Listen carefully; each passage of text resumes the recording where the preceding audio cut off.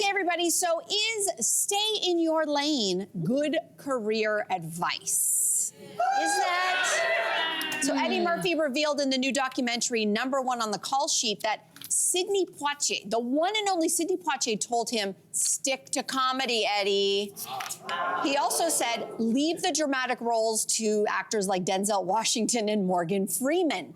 So have you ever been told, stay in your lane? Or what kind of career advice have you been given? You know what, all kinds of advice, and most of it was bad, let's be honest. And all due respect to Sidney Poitier, but this made me so angry. But I also, at the same time, I understood it. Because I thought about, consider the source. Sidney Poitier is a man of a particular age, and he came from a time where if you did one type of thing, that's all everybody thought you could do. So if you were Gene Kelly and you sang and danced, that's all you were ever expected to do. If you were Marilyn Monroe, you were always gonna be the buxom, pretty woman who's in the movies. So I understand why he thinks that way. But also, I feel like it's so limiting, because if somebody, think about the time that Sidney Poitier was acting. Can you imagine what people were telling him as a black man who wanted to get into Hollywood? I'm sure no one was like, this is a great career choice. So for him to be putting limitations on Eddie, that's why it makes me so angry. But he was not in a time where we've seen a lot of great comedians really kill some dramatic roles. I'm talking Jim Carrey, Ray Romano, Kevin Hart, lots of people have shown that they have that range. If anything, the comedians really crush those things. And I hate that Eddie also took heed and stayed away from that role, because we don't know what could have been. He took that advice because he had that respect from Sidney, but we don't know. He could have been a great dramatic actor, but we'll never ever know. By the way, Bill Cosby also had advice for Eddie Murphy, told him to stop cussing in his act, and now we look at Bill Cosby. Anybody taking advice from him? Just checking. See, I would love for someone to tell me what lane to stick to. No way. I'm someone who in my career, I'm a producer, I do some on-air stuff, I do some communications coaching, I do some communications work.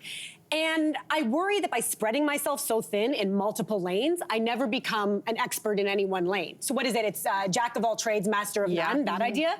So I actually crave that sort of mentorship. It would have to come from a very particular person, someone a bit older than me who I deeply respect, who works in the same type of industry.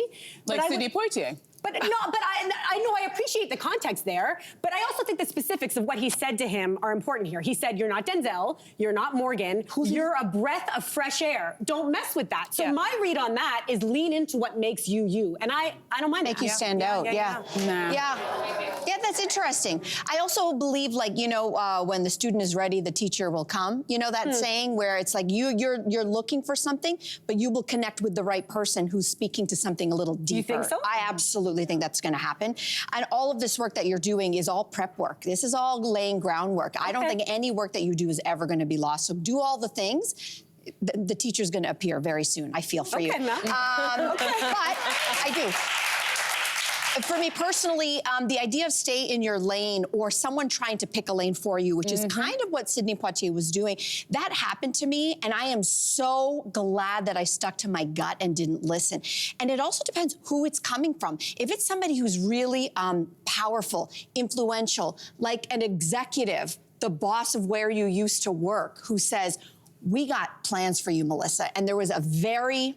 Someone said this happened to you. This happened to me. The very highest level executive said, we have big plans for you, and decided to put me on a track. And I got to tell you, day one, there was something in my gut, and I just went, you feel honored because you're like, oh, you see something? They're thinking of you. But I am not aligned with your vision for me. And I think they wanted to groom me to become a national news reporter. I was in news at the time. That's where I started my career.